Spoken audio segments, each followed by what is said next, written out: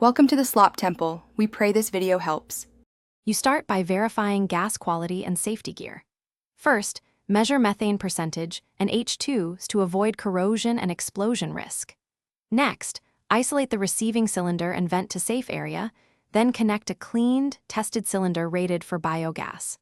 Once done, engage the scrubber and moisture trap so contaminants won't damage the compressor.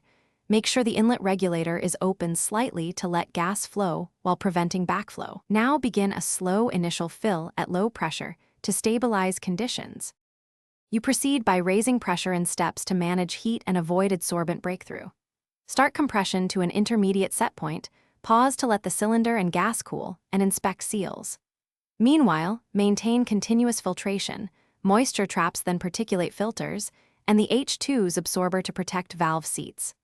Once stable, ramp to target pressure in controlled increments while watching pressure gauges and temperature probes.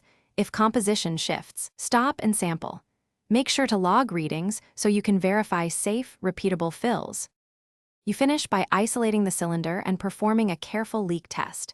Use an electronic detector or soap solution around fittings and joints. Once sealed, bleed any residual compressor side pressure, tag the cylinder with methane percent, fill pressure, and inspection date, then move it to storage. If you detect a leak or elevated H2s, stop immediately, vent to a safe location, replace the absorber or filters, and rerun analyzer checks. This prevents corrosion and ensures the next fill is safe and compliant. Thanks for watching. Consider subscribing if we helped you.